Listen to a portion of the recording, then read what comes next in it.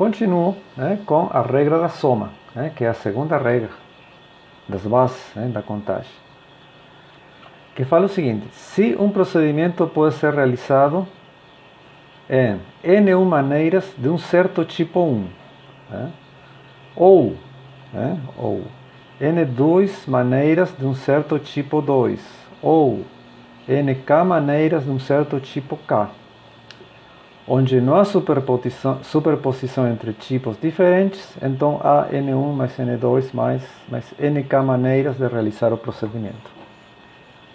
Isso se entende melhor com um exemplo. Então, suponham que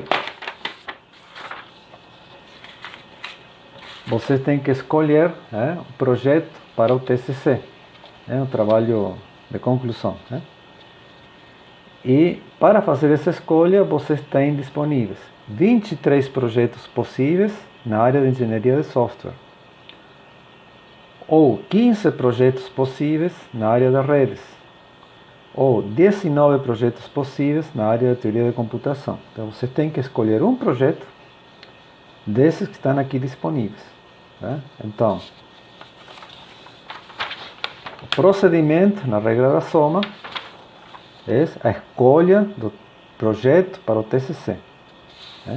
E diz N1 maneiras de tipo 1, N2 maneiras de tipo 2, etc.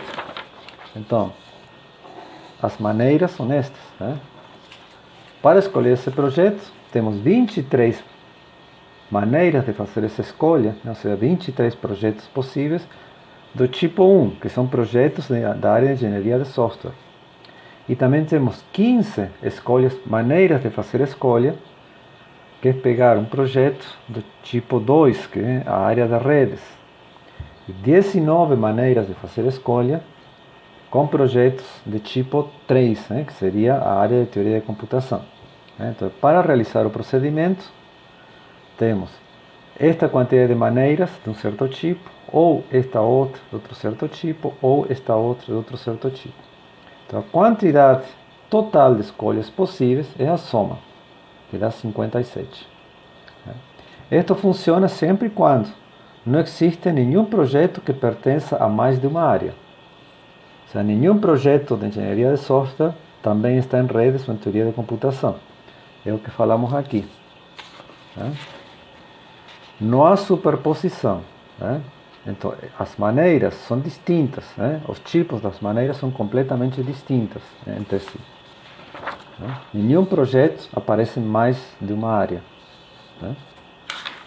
Se um mesmo projeto aparece em duas áreas diferentes, então aqui o total de escolhas já não seria 57, seria menor, certo? Porque teríamos projetos repetidos.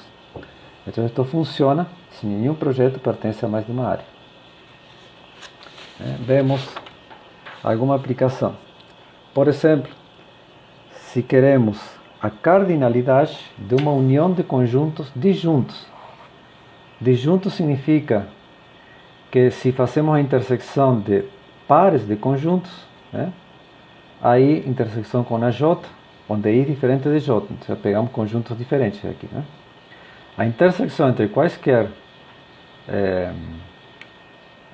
qualquer par de conjuntos vai ser sempre vazia. Ou seja, não existe nenhum elemento que pertença a mais de um conjunto.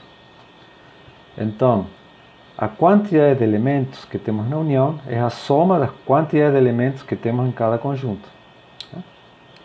A cardinalidade da união é a soma das cardinalidades.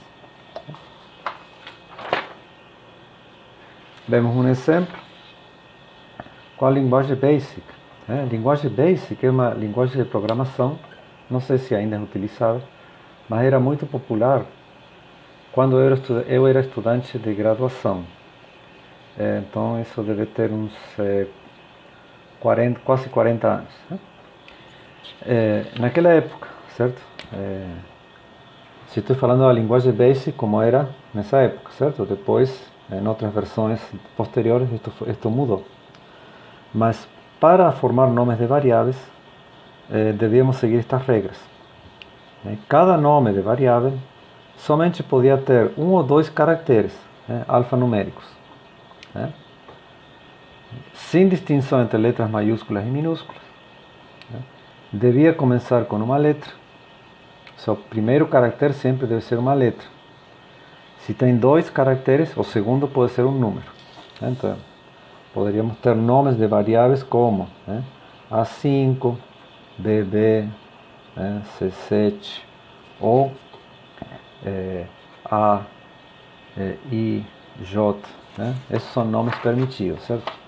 Nomes não permitidos seriam 5A. Você não pode começar com números. Se tem 2 caracteres, começa com letra. E não podem ser números isolados, certo? Estes são assim. E além disso, existem 5 sequências de 2 caracteres que não podemos usar. Por exemplo, nenhuma variável pode se chamar if, porque if na linguagem significa outra coisa, ou or, to. Então, quantos nomes de variáveis são possíveis nessa versão da linguagem? Então, o procedimento que devemos realizar é escolher um nome de variável, definir um nome de variável. Quantas formas diferentes de definir um nome temos? Para definir um nome de variável, podemos fazer uma variável de um caractere ou uma variável de 2 caracteres. Então, aqui aplicamos a regra da soma. Para realizar um procedimento, existem N1 formas de escolher variável de um caractere e N2 formas de escolher uma variável de 2 caracteres. E não há superposição, obviamente. Nenhuma variável pode ser de um caractere e 2 caracteres ao mesmo tempo. Quanto vale N1? N1 é a quantidade de variáveis de um caractere. Aí é fácil, certo? Porque se temos um caractere, só pode ser uma letra. Temos 26 letras disponíveis. Ou podemos fazer variáveis de 2 caracteres. Para escolher o nome de variável de 2 caracteres, precisamos escolher 2 coisas. Precisamos escolher o primeiro caractere, que só pode ser uma letra, e o segundo caractere, que pode ser letra ou número, alfanumérico, certo? Letra ou número.